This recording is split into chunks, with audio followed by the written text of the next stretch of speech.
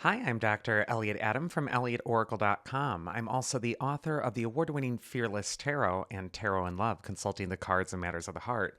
Both books are published by Llewellyn Books and they're online wherever books are sold. And it is time for this week's Oracle Reveal. So earlier on my social media, I placed up a photo of three different animals and asked you to use your intuition and just ask yourself which animal seems to be calling to you, because that animal has your message. And the three animals this week are the lion, the lovebirds, and the raven.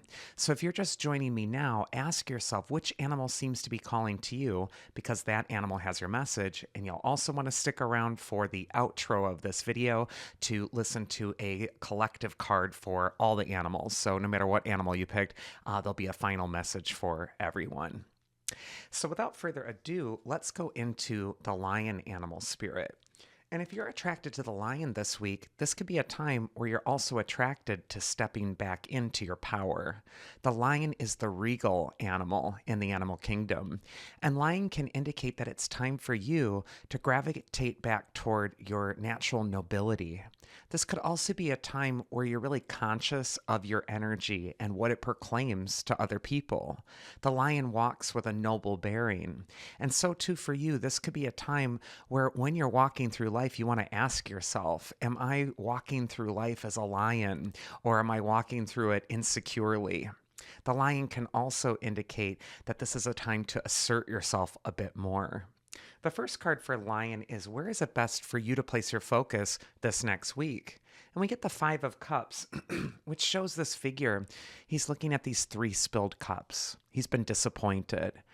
He's seeing that the wine is lost out of these cups, and he's lamenting the fact that that is a disappointment, that he can't get that wine back in those cups. This card can often represent a loss or something that's a disappointment for you. And although we don't want to sugarcoat this card or glide over it or not honor maybe your disappointment or sadness with something, the Five of Cups is a warning card of getting lost in a trance of negative thinking where you're not able to think of anything but the loss, but the thing that's right in front of you. And yet, on this card, it shows two cups that are still standing behind the figure here.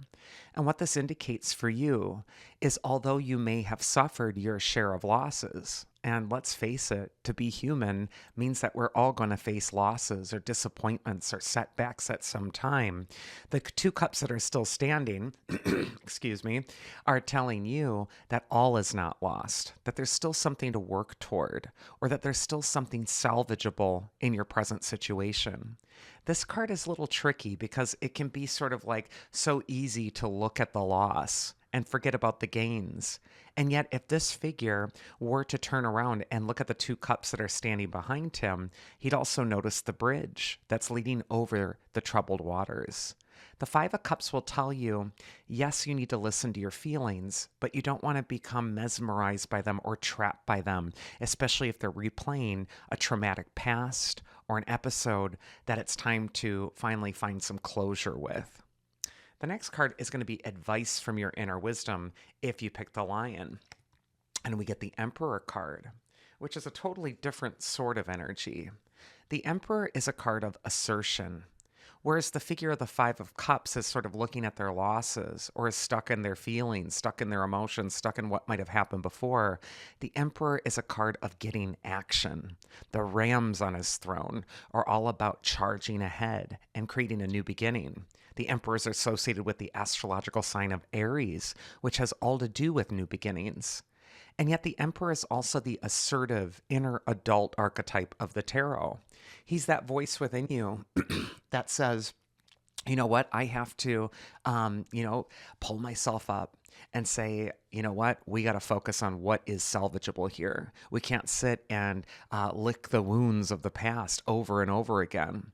And we also can't make that Five of Cups our overarching identity. I love that the Emperor is coming up for the lion archetype because the Emperor is regal. He does gain his power and he does assert his energy. And so I feel like for the lion this week, there are two energies in front of you. And the energy that you feed is the energy that is going to get stronger. And so if you're pouring all your focus, all of your very valuable life force into Five of Cups mode, you may look around at your life and say, wow, nothing ever seems to be getting better. I wonder why. And yet, this Emperor archetype could also be an energy that you're starting to fuel this next week, which is, I'm going to get up and do this even though it's not comfortable.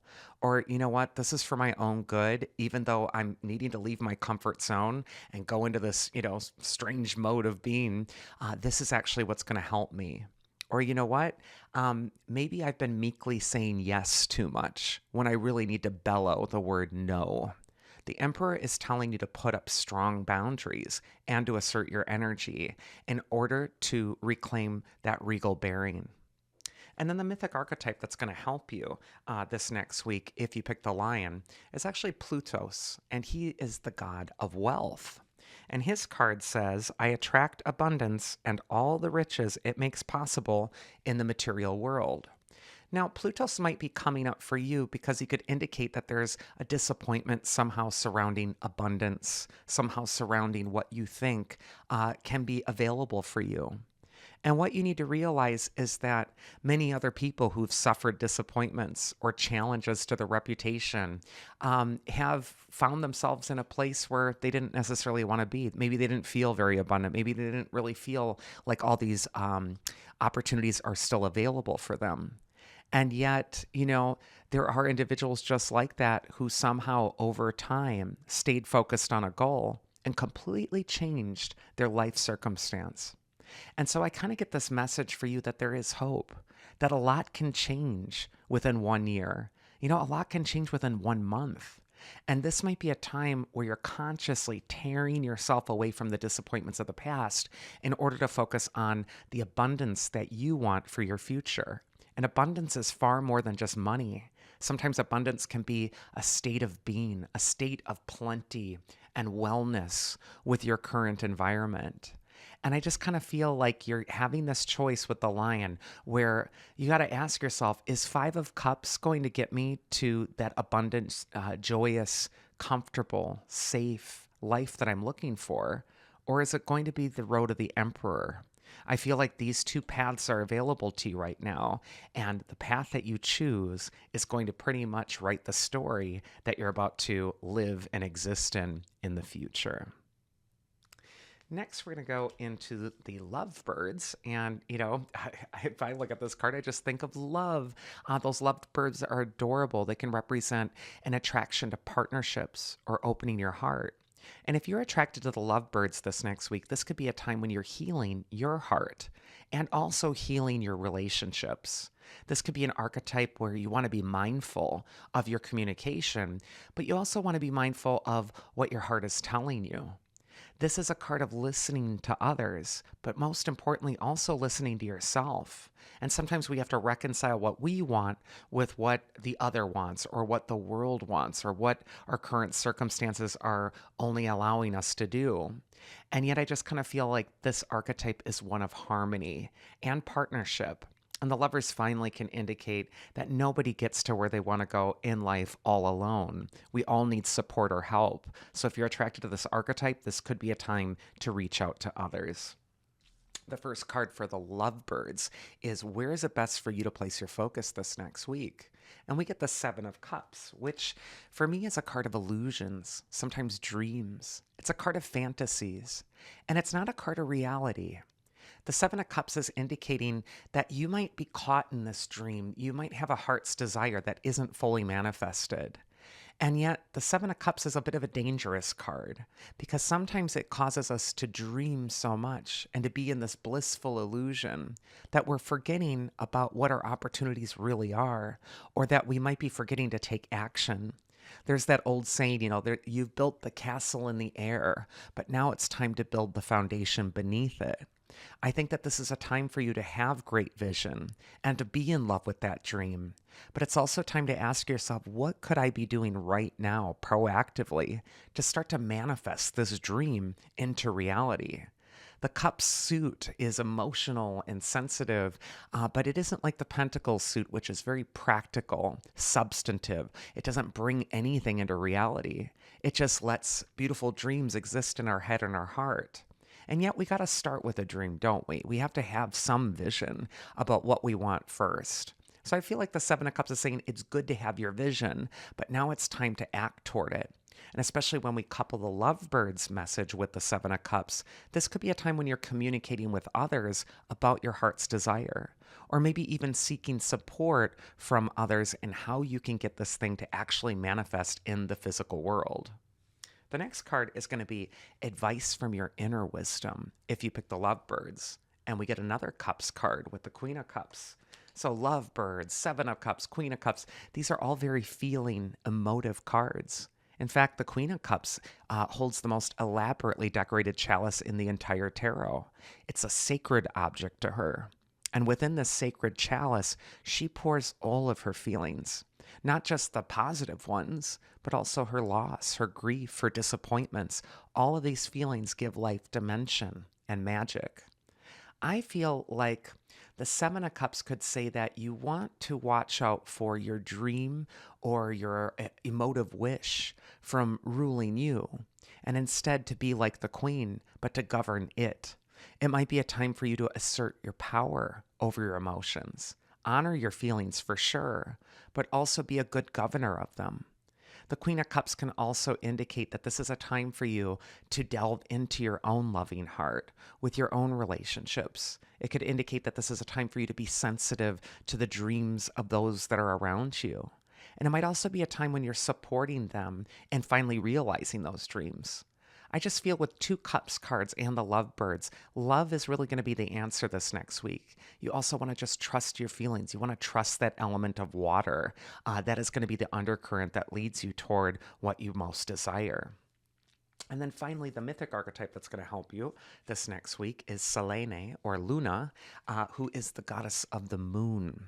And her card says, my fleeting emotions and desires become like the still waters of a clear lake. Very interesting. I kind of feel like this is tying together the Queen of Cups with the Seven of Cups.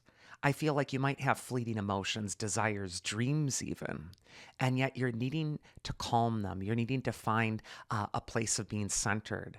The feelings and emotions shouldn't be turbulent, sweeping you away, but instead calm and still like a placid lake where you're really able to access your depth.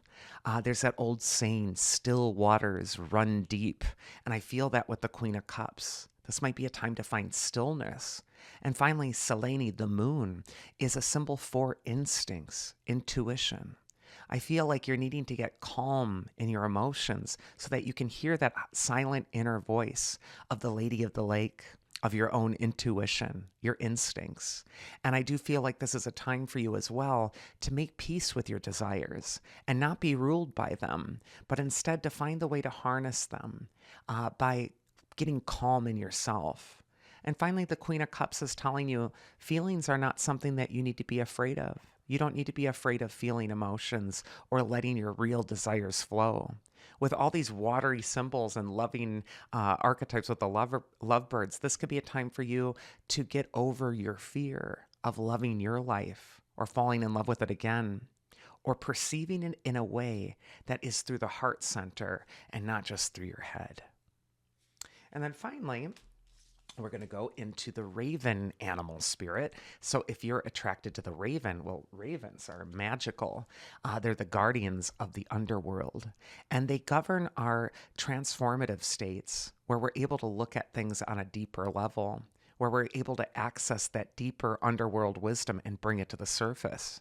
But ravens are also magic, and magic is nothing but a state of mind, a state of being. It's a focus of will or desire to create change in the world around you. And sometimes for us to effectively do that, we also need to get in touch with our shadow. We need to know what that shadow's telling us so that we can overcome it or channel its energies more specifically towards something better. The first card for the Raven is, where is it best for you to place your focus this next week? And we get the Three of Pentacles, which is often making an appearance on the Oracle Reveals. Three of Pentacles is the card of study, learning, education. It's also the card of setting things up for your future success. and realizing your vision and watching it manifest in reality. I think that there's something magical for Raven, that it is important for you to get involved in some level of learning, gaining new knowledge, finding teachers that you are fascinated by, that you want to really get the message, the deeper thing. On the Three of Pentacles, we see a collaborative scene too, where the apprentice is coming into the monastery to build it, and the monks are handing him a set of plans. And drawn on the plans are the exact thing that the apprentice is building. So, this could be a time for you to draw up a plan for your own future and to be very specific about what it is that you want, because that is how the magic's going to start. It's going to start by having a vision of what you most desire or what you most want. And you don't want to just think day to day, what's going to make me comfortable now. Magic and manifestation can sometimes call your attention to 3 years from now, where you ask yourself, what do I want in 3 years? What does my life look like when it's 3 years from now? How much money do I want to be making? Where do I want to be living? What kind of relationships do I want to be enjoying? The Raven is going to make all of that possible. But first, you must have a clear vision about what it is that you're aiming for. And once you have that vision, well, then it's just a matter of gathering the knowledge and putting it into place to finally realize that vision or that dream. That's what the Three of Pentacles is all about. The advice from your inner wisdom this next week is the King of Wands. And the King of Wands for me is not only the wise counselor of the tarot, but he's the competent survivor of the tarot. He represents the competency that is within you, that has come from year after year of facing challenges and overcoming them. The King of Wands has the lizard by his feet, which is literally able to take the heat and survive. It can survive desert forced temperatures. And so too for you, you may have had your own share of dry spells or heat that you've endured in your own life. And yet the King of Wands says that there is something within you, someone within you, that is competent and it's able. The King of Wands is telling you to release all your fear of the possibilities of the next few years in the future, because he reminds you that you are competent and that you're capable and that you can handle whatever life presents you with. And you don't always have a choice as to what life is going to present you with, but you do have a choice with how you'll respond. And if the past is any measure of what you can do, the fact that you still draw breath, the fact that you've survived all you have, is telling you that you are competent enough to succeed in the future. The mythic archetype that's going to help you, if you picked this animal archetype of the raven, is Eurubia. And her card says she's the Titan goddess of the mastery of the sea. And her card says, by focusing my energy and intention, I can affect factors that appear beyond my influence. Well, that is just the name of the game with magic. This is going to be a time for you to be very clear about what your intentions are and focus on that manifestation. That's going to bring in the magic that you're most seeking. Eurubia, the distance of the sea, the goddess of the seas, can also indicate that what might feel like an incomprehensible, vast sea of impossibility to cross is not so impossible after all. With the right tools, with the right vehicle, you can use that same water to propel you forward toward your goal. And so I feel like the limits that are placed on you right now are really first existent in your mind. And you're needing to challenge those. You're needing to reach down deep, get in touch with that King of Wands archetype that says, you know what, I can meet this moment.